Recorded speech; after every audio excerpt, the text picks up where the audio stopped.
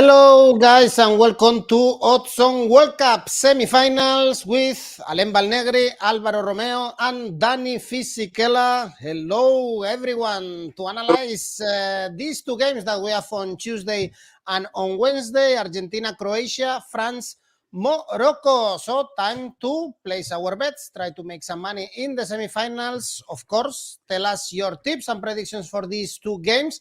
And don't forget, if you enjoy the video, press the like and subscribe. And now let's analyze everything. Let's go on with the show.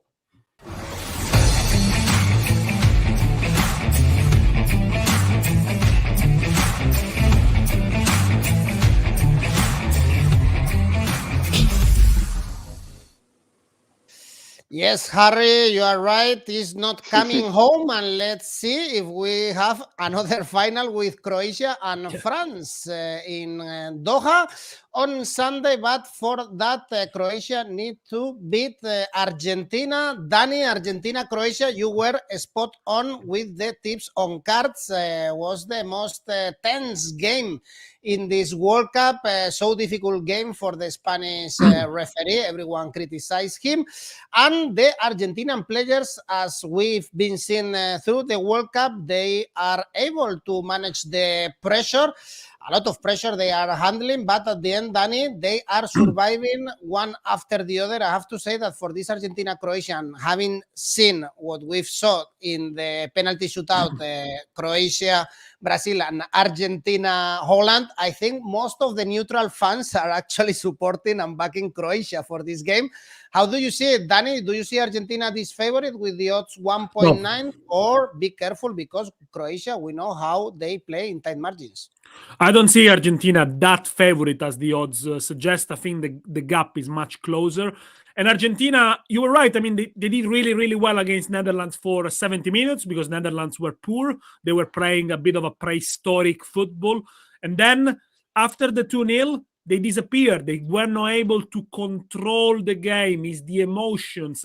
And sometimes they are too nervous, hysterical almost, you know, between the game, after the game. And I think in a tournament, these high emotions, this roller coaster, you can pay it because it's not easy, I think, to recover mentally. And in a kind of tournament like this one we're seeing, which is not being spectacular, is more for solid team, for team that are organized, well structured. I think the cool heads of the Croatians, who, by the way, also have got some feisty characters, but they are able to keep their cool much more than their opposition, much more than the Brazilians, much more perhaps of the Argentinians. I think the Croatians could have the upper hands.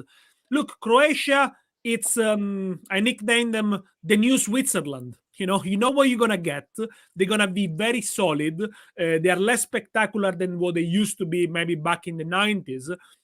But they're very able to manage themselves in tight margins. Let's not forget, this is a team that qualified for the World Cup by winning the last game at home against Russia 1-0 when they needed a win and pretty much without shooting all match. And then it was a mistake by a Russian defender and they won the game. Otherwise, they would have gone into the playoff.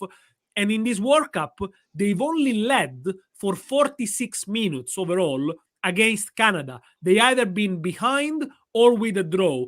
But twice in the knockout stages, they went behind and they twice recovered. No other team in the World Cup has done that. Who went behind, then lost. So obviously, strong mentality, strong belief, great group of players, and a great midfield again, which I think is better man-to-man than the Argentina one. And then Croatia, I got these weird stats. Since 1998, they won 7 out of 9 World Cup knockout games. So they only lost to France twice in 98 and in 2018. And since 2008, since the Euros in Austria, 8 out of 9 Croatian knockout games went into extra time on penalties. And on penalties, they are fantastic. They outfox you. Look, Argentina, they got the class, they got the quality players, probably. Got Messi who's in good form. But I think in the nervous side of the game, I'm not sure they got the advantage. I think this is going to be tense. Look, I got a few. I got four or five here. I'll give you the first one. Under 0.75 goals in the first half, 204, which most of the first half for Croatia finished 0-0. Or I'm going to go for 𝐿2, double chance, 𝐿2, 208, which means Croatia could take Argentina all the way to extra time or maybe penalties. Sounds good, in my opinion. The draw actually at full time is very likely, seeing what we've seen from the Croats in this World Cup, both games to the penalties, and also in the previous World Cup against Denmark and Russia in penalties and beating England in the extra time. Alain, do you agree with Danny? Do you think the Croatians can manage better the pressure? And also another thing, I think many people are suggesting that the Croats are a very defensive team and not shooting what they did against Brazil. I don't think they were that defensive, to be honest. I think they want to keep the ball. The possession was 50-50. It's not a team that they play in their box. They know how to treat the ball, Alain. No, Croatia, in my opinion, is the team be able to change some register in the same game. Because when they want to attack in the last 30 meters to the right goal, they have the quality to have that, and after they have that solidity in defensive in face of no possession. But I think Croatia is a team can be adapt itself to the game with the best skills from the four team in the semi-final. Is the most competitive team because they have a really good reading of the game. He can adapt himself to the game, and Dalic is really important to the substitution because against Brazil the goal came from the bench. We must know. I have a doubt about the rhythm of Argentina. Argentina increased every game. We saw improvement in the circulation of the ball. I think is a team in this moment have the most offensive football about the four semi-final team. I don't know if 𝐜𝐿𝐵𝐵𝐵 can be repeat the game against Brazil. Argentina has solution, especially from the wing, to create a lot of problem to that Croatia. I saw goals. I see goals for that game. I choose the over 1.75. The odds are really high, 1.68.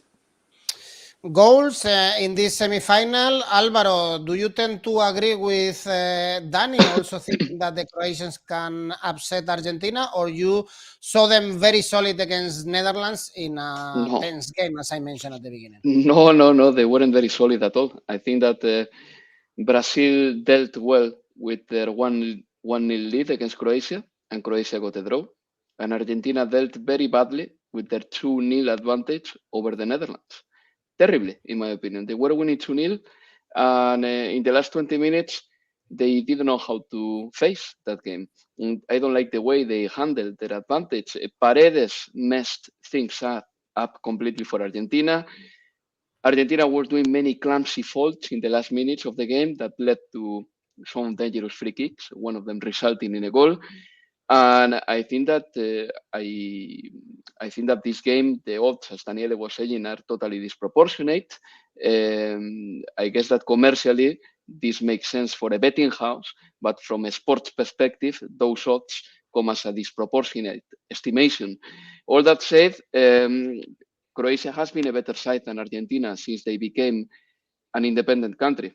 And the results are there. I mean, Croatia has reached 2 semi-finals and a final, and Argentina 1 semi-final and 1 final since mid-90s.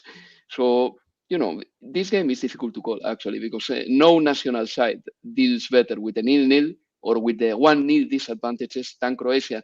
And I put it down not only to the spirit, because it's very tempting to say, yeah, it is the spirit, it is the fact that they got a strong mentality. It's also because they are very good on the ball. And if you are very good on the ball, that gives you a solution for many situations, because basically you can take risks, knowing that your technical ability is going to let you take those risks. And this is the thing that Croatia does very well. So in this game, look, I think that it's going to be a tight game. Both midfielders, midfield lines are going to cancel each other out, I believe, but the defenders are going to join in the possession game, and whoever brings in more defenders in the possession game to create superiority is going to have a little bit of an advantage. I think that Argentina does that very well, but Croatia knows how to do that very well too. Argentina suffers in the long balls in the direct game, as we saw against the Netherlands. Croatia cannot put a direct game like the Dutch did, but they can also do that as well because they've got many variations in their game. So, for this game, I'm going to go for the following. For example, both teams to score pace very well. Just down to the fact that Croatia's games haven't had many goals apart from one win they had in the group stage. But generally speaking, both teams to score is very decent for me because Messi is playing, number one, and because Croatia has been able to score in the knockouts. So both teams to score 222. I like this one. And I also like the Asian handicap plus 0.25 for Croatia in the first half. That pays 185. And it makes kind of sense because in this World Cup, we have seen that many of the goals have been scored in the second half, and many games have had a delayed uncorking, let's put it that way. So maybe this benefits Croatia in this game. Asian handicap plus 0.25 for Croatia in the first half, 185. We saw this game only 4 years ago. Croatia won 3-0, all goals scored in the second half. IHAM is saying, Danny, Argentina over 3 yellow cards, seeing how hysterical, I would say, the Argentinian players were against Netherlands. I think it's also very likely, especially if they start running after the ball, something that could happen against Croatia because, as we are mentioning, they have a lot of quality playing the ball.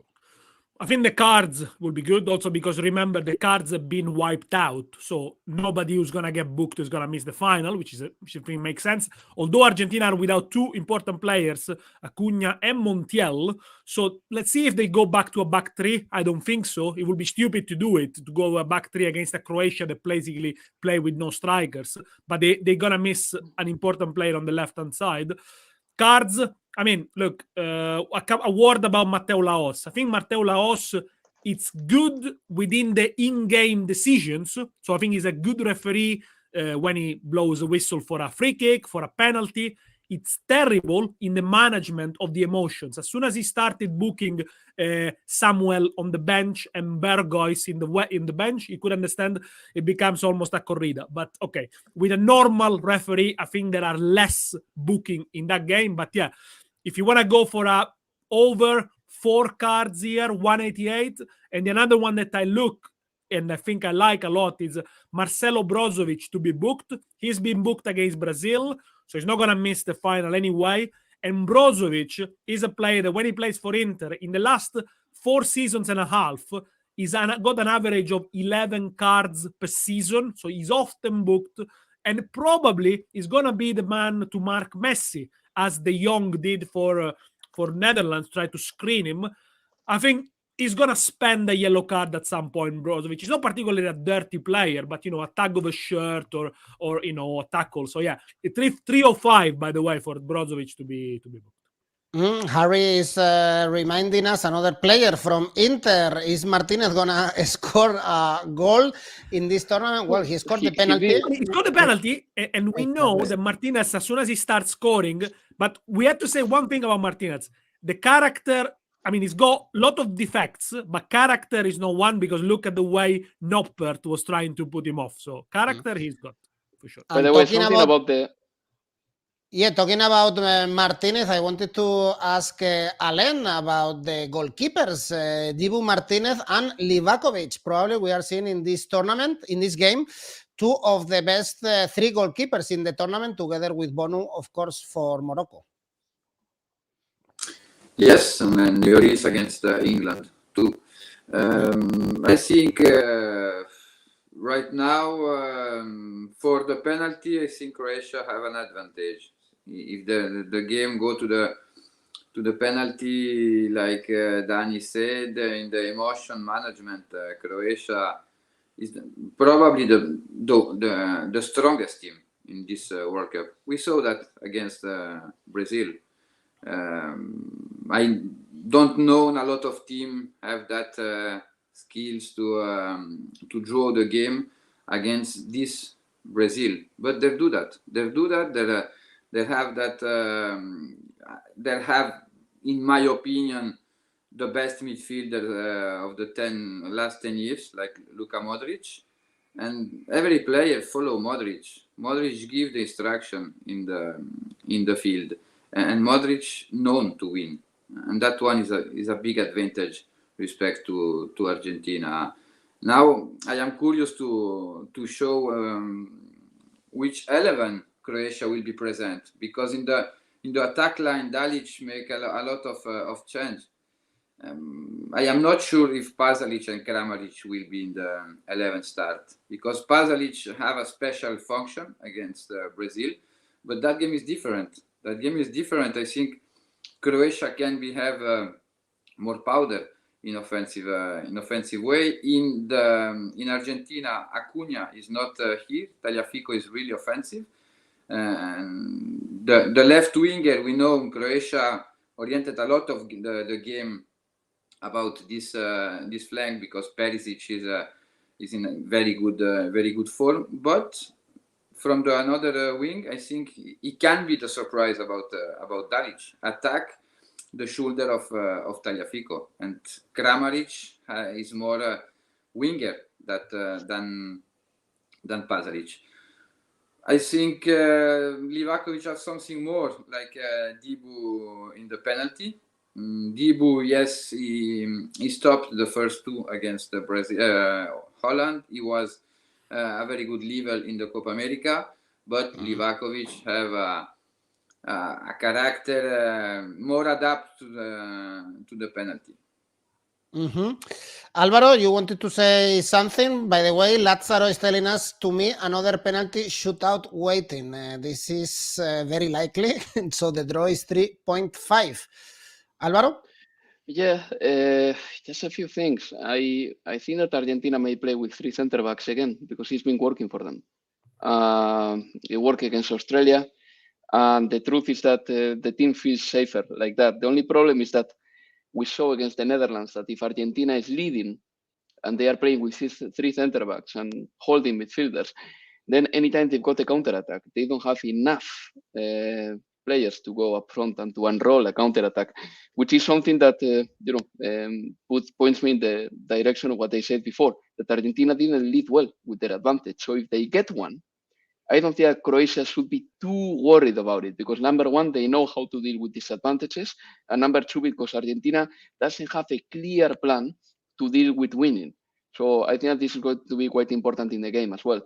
And the Montiel absence is not that big, but the 𝐿𝐴𝐭𝐴 one is pretty important, because 𝐿𝐴𝐭𝐴 offers a lot of know-how as well, not only the physicality in defense, but also the know-how, because he's the kind of guy who knows how to get a yellow card in the right moment and all that. And I always regarded 𝐜𝐿𝐴 more as an offensive winger than any other thing. So in this sense, perhaps Argentina is missing quite a lot, not having 𝐿𝐴𝐭𝐴 on the left. And this is the first game in the whole World Cup, in my opinion, that Argentina is not going to have the ball, because probably Croatia is going to have more the ball and Argentina have to chase it. And we haven't seen this part from Argentina, because Saudi Arabia, Mexico, Poland, Australia, and the last one, they had completely the ball against the Netherlands, and they were becoming nervous at the end when the game started to be tense. So let's see how they deal with this. If we don't want to focus on the full-time market, because this is very difficult, this is a World Cup. If you want to know the odds to qualify for the final, Argentina, very favorite, 1.4. Croatia, 3.2. Remember, of course, that Croatia, they were the runner-ups in the previous World Cup, and they also face each other in France, 98, with Argentina winning 1-0. This is the first Argentina Croatia. Let's move on to the next one, Morocco, France. This is even more one-sided. I can understand the odds for this game. I don't understand them for the Argentina-Croatia one, but this one Of course, France is super favorite. They survived against England. Alain, they had to suffer a lot. I think it's good to mention that they survived because they show the spirit of the champion and a bit of luck, we have to say. Everything, probably the best game in the World Cup so far, this France-England. Yes, but France suffered a lot. France was really lucky against England. Now is a game. It's a really special game. France Morocco for the history, for the country, for a lot of things. Now Morocco in the management of his system of play, I think is the team follow better his manager. Morocco in the 18th final against Spain, all the people said, no, Morocco are tired. Against Portugal, Morocco are tired. Morocco are not tired. Morocco play with a lot of positive vibes. They are making history.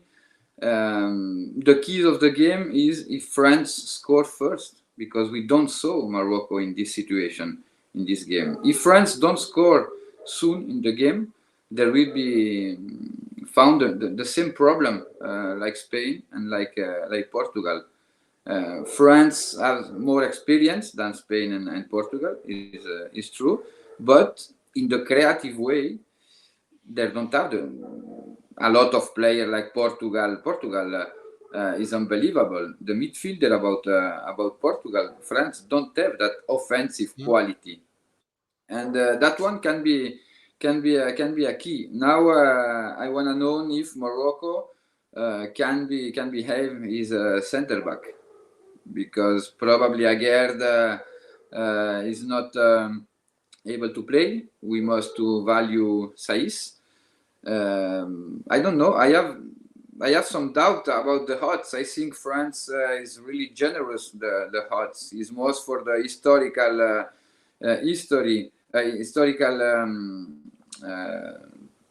title, and because in this World Cup, if we analyze France managed very well some moment of the game, but France don't have the domination about one game and you said France played very well. No, they manage better the key moments of the game, and in that one is the best team, of course. Now Morocco with this system, with this middle and low block changing, and especially in the offensive transition, can make a lot of problem of France. And I don't know. I choose for that game X2 in the first half. I think Morocco will start really strong, and I think Morocco doesn't lose the first half. Odds 1.68. Remember, only one goal conceded in the whole World Cup for Morocco was an own goal against Canada, and we saw the problems in the midfield to control the game against England. Alvaro for France, and we also saw, as you mentioned in the video, by the way, how Walker was able to stop Mbappé. They showed the way, which is very difficult to stop Mbappé. Not Griezmann. Yes, that was the talk of the week in England. That's why I brought that up. But the truth is that, you know, if not Kylian Mbappé, Antoine Griezmann was there. He played a very good first half, especially. And then Olivier Giroud. That's the thing with France, that they are going to present a new challenge for Morocco, because France doesn't mind resorting to a target man up front like Olivier Giroud. And I think that he offers some sort of physicality that Morocco defenders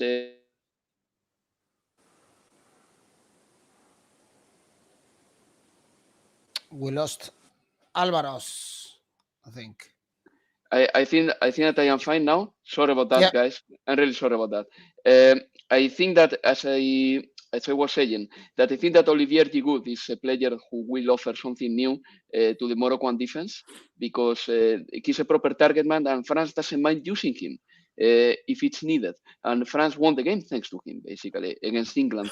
So you have the sources, scoring sources with variety, like Mbappé, like 𝐜𝐭𝐤, and 𝐜𝐭𝐤 Griezmann coming from behind, playing as number 10. So I think Morocco's defense will have to fight or to face the ultimate challenge, which is playing footballers with very different profiles and having to defend them. And I think that's going to be pretty nice to watch. Morocco has been sensational in the World Cup. They haven't conceded in 210 minutes of knockout football. Just Canada scored against them this World Cup. Their defense has been good.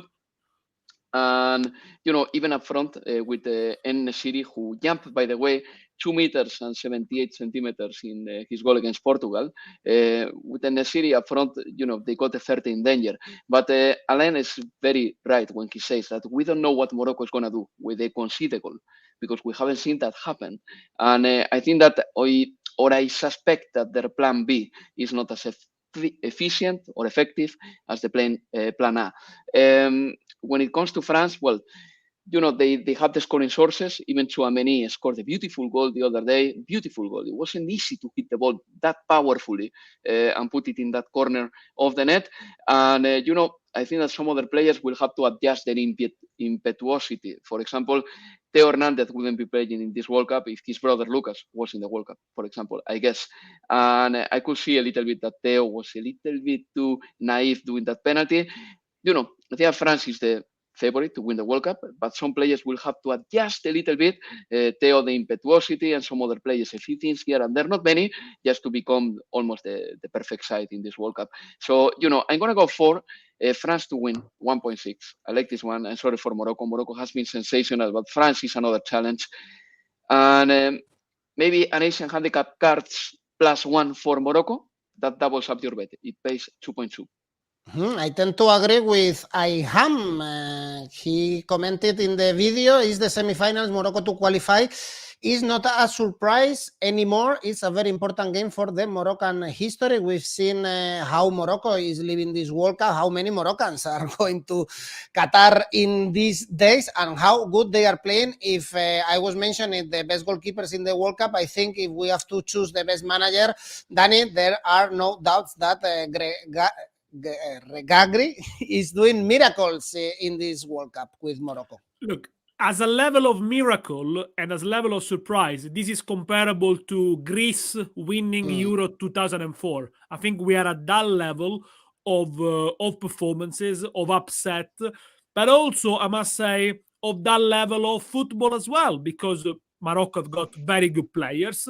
That Greece side had some good players, but after all, against a strong opposition, there was only one tactic, but the tactic of Morocco works. I like it, the fact that they don't defend even that deep. Actually, they try to keep the line quite high, and they're a bit like a cobra, like an animal. They can jump on you as soon as you make a mistake. But now this is a different challenge because they play a very experienced side that hardly loses knockout games. In the last 4 major tournaments, 11 knockout games for France, only 1 defeat, which was the final against Portugal, because against Switzerland they drew last year. And Lloris, Griezmann, Giroud, Coman, Deschamps, they were already there in 2016 when they were doing the Euros. And I think this thing count. The experience count, managing the tight spaces count. Against England, who were a young, buoyant, vigorous team, I think these things sometimes count. Of course, France were lucky to progress, but it's the tight margin. That's how you win the tournaments. By the way, France have won all the last 3 semifinals in the World Cup as well. I think that counts too. And we don't have to forget that this is a France side that is missing 5 starters, 5 players. Kante, Pogba, Nkunku, probably starter, I don't know, Benzema for sure, Lucas Hernandez. So it's no surprise that then Deschamps doesn't make even too many changes. Against England, he only made 1 substitution, probably because he looks at the bench and he thinks, I haven't got much more to bring on, apart maybe from Camavinga, from the same Coman. But yeah, it's been a France that has been really passive, if I might say. I agree with Alain. I think they managed well moments of the games. 30 minutes against Australia, 30 minutes against Denmark, a bit against Poland, but if Lloris doesn't make a save in the first half, they go behind. But because they know they got the experience, they got the talent up front, and they got a player like Mbappé and Griezmann who can turn the play so quickly, they resort to that tactic. Now, the battle this time could be Hakimi against Mbappé. Walker is more of a defender than Hakimi. So let's see what kind of approach they have and what kind of gaps he leaves for Mbappé. But Mbappé has been very quiet against England. I read he only had 40 touches, which is the least he had in the entire World Cup. For Morocco, we'll see. It depends also, who kind of players play in defense. Look, I think the experience is not going to be spectacular, but the experience of France, the fact that they got the big players is going to pay off, and I think they're going to score the first goal in this one. I got a few ones, but the first one I'm going to give you is France Asian handicap -1, 199. If France wins by 1 goal, you get your money back. If France wins by more than a goal by scoring the first goal and maybe then pouncing at the end, you win 199. Danny is going for France. France, Alain, of course, they are showing experience, but as we've analyzed in this video, they are having problems. Danny mentioned Coman. Coman came in and he didn't give anything extra to the team. I also don't praise a lot Dembélé in the recent games, and Alvaro mentioned 𝐜𝐭𝐴_𝐬𝐿. I think we know that the good brother is the other one. This one, sometimes he switch off and he does stupid things as that penalty against England. But 𝐜𝐭 give you different things about Lucas. I think in some games 𝐜𝐭 was really important and is probably the things changed more respect to the 2018. The animation about the left wing, because 𝐜𝐭, Rabiot and Mbappé, especially against Australia, against Poland, was key. Now in defensive phase, we know 𝐜𝐭 have one problem. He have the emotion control is not the best, because the foul against England is unnecessary, and he took a really high risk, because if Kane scored that game, the psychological dynamic in the game changed. Now against Morocco, I am really curious about the management of the nerve, because France have a so comfortable game. In that perspective, was comfortable. Against Morocco, it will be more intense. The duel, the aggressivity of Morocco, and the distance of the block. Morocco is really compact, and from Deschamps is in the bench in France.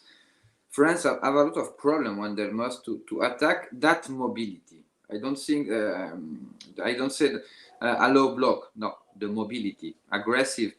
Team can be aggressive, can be start to press the out of ball, able to wait you in the midfield.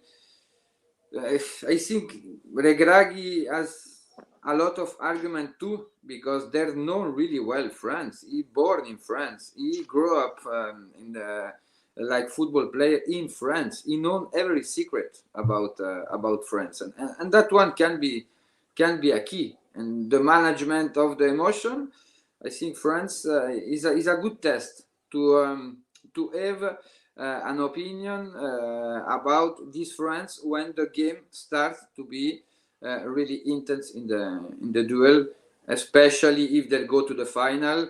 There will be found the same type of game.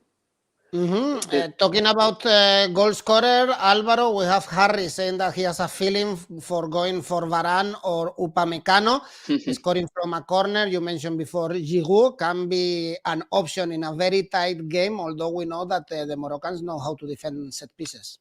They do, and they've done very well so far. I mean, they left a clean sheet in every game, but the game against Canada, I believe, so that you know that is the best praise you can give them.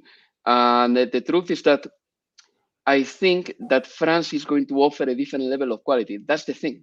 And as much as Alain is saying this thing about Morocco just being very good, just moving the block, no, and the manager of Morocco knows many secrets about French football. it's also the quality that you have up front. And for example, a cross from Antoine Griezmann is unquestionably better than a cross from any other player. Or a header by Olivier Giroud is better than a header by other player normally. And Kylian Mbappé is the best striker in the world. So that's why I think that France has many different profiles and ways of attacking you. And this is going to be a very good test for Morocco, the most difficult test that they have had so far. So this is going to be pretty fascinating from that point of view. What is Morocco going to offer? And if they manage, or if they happen to be behind in the scoreline, what are they going to offer? This is going to be very interesting to see as well. The individual market is not particularly for me here in this game, but now that you mentioned the individual market, I've got a World Cup ACCA that it may be worth bringing out now, which is Mbappé to win the Golden Boot and France to win the World Cup, which is the perfect combo for Alain, obviously. That would pay 359, and I think that we could be heading to something like that. Well, we have Mbappé, the first in the race for the Golden Boot, and then we have Leo Messi and Olivier Giroud. There are many people here asking us about corners. Danny, we have over 9 corners, which is kind of a lot. Over 9 corners is 1.85. Seeing that Morocco is gonna sit deep, perhaps we see many corners, but that's a lot. It's a lot. It's a lot. You have to consider the games these days last 105 minutes, so there could be more corners. So you need to take that into account. It's a lot. Depends how much wing play the France team puts. Obviously, the more they get to the byline, the more corner you can produce. I mean, it is a bit risky because maybe Morocco might not have a lot of corners, so then it's going to be a lot of corners for France. So it's a bit risky to go over 9 corners. I like the cards over 3.5, 188, because I saw, I mean, even the French player got a few bookings against England. Morocco is a team that makes a lot of tackles, commits a few fouls, so over 3.5 bookings is good. But talking about the tactic of Morocco, and defending with the block quite high, there might not be a lot of spaces in behind the France defense. So why not thinking about some of the France midfielder could have a shot on target from distance? Rabiot to have 0.5 shots on target, so at least 1 shot on target, 265, picks up the ball and shoots from outside. Tchouaméni to have a shots on target, 4. I mean, he had one against England. He's confident. He could try again. Doesn't have to score necessarily. The ball has to be on target, and I think this is good. I left one for the ACCA as well with another player. That's a good one, actually, to unlock the game. I smell a dirty game here. Mom Spaghetti is saying, well, of course, historically, this is a very important game, as Alain was saying. The manager was born in France. There are so many French Moroccan, but we have to say that Morocco hasn't been particularly dirty in this World Cup. They know how to defend, but they do it properly with a lot of tension, but being a very clean team. And seeing how Morocco were able to upset Belgium, Croatia, Spain, Portugal, why not? They can do it again against Brazil, against France, Morocco to qualify 4.3. If someone wants to go for Morocco, perhaps we see Morocco, Croatia in the final. Who knows? Now we are only one step away and we break all the stats. When they did 0-0 in the group, who would have thought that was going to be the final? Exactly. One thing about Morocco cards. I say the nation handicap +1 for Morocco in cards because I think that they are going to get more than France, but it's true that they don't get many in this World Cup. And I put it down to the fact that they are never late on the ball. Because most of the yellow cards a team is getting is because a player is late and then they have to do that fault. But Morocco doesn't do that because their defense is so well oiled that they always get on time for the duels. And this is a massive competitive advantage. Because the block is really strong. Their play really near between the players. The distance is really short, and in that way you don't must to make the foul because you have always superiority in the duel. And in this one, Morocco is the best team of the World Cup. And I think they know how to canalize this strength from the supporters that they are getting because they are not anxious, but they are showing good pace, good aggressivity, I think is the word, and arriving to every single ball on time to be in these semifinals against France precisely. So, of course, the most important game in Moroccan history. You have so many bets for these two semifinals. Hopefully, we've helped you to make your choices. And now let's see which one among all that we've analyzed is your favorite. Danny? Argentina, Croatia, first half, 𝐿2, 154. We've been praising the odds for Croatia. Alain, your favorite bet? Argentina 1𝐿𝐴𝐵 133. In the full time. So Argentina not losing the game at full time or winning it. If they draw, you get your money back. Alvaro? France to win, 1.6. Okay, there is no trust on Morocco on your side. I wouldn't say that much. And you have an ACCA, Alain, starting for you. Yeah, Argentina, Croatia over 5.5 corner. France, Morocco, both team to score. Odds 2.91. Okay, double. Alvaro, do you have ACCA? Well, I said my World Cup ACCA before, which is Mbappé to win the Golden Boot and France to win. But of course, for this, it will be France to win, as I said before, and both teams to score in Argentina, Croatia. Altogether, 355. And Danny, yours? For me, Argentina, Croatia, total cards over 3.5, Argentina, Croatia under 2.5 goals, and Griezmann to have 0.5 shot, over 0.5 shots on target, so at least one shot on target for Griezmann, 4.99. All right. I'm curious, by the way, to see everyone's tips, and also not only tips, but who are you backing? If you are a neutral fan, are you backing Argentina or Croatia or France or Morocco? Because I can see in the social media most of the people going against Argentina. I have to say that myself, I also don't want Argentina to win this World Cup.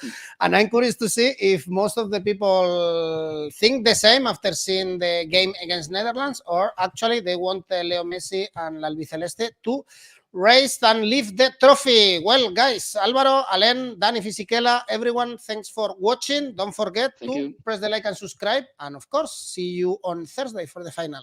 See you later. Bye-bye. Bye. Bye.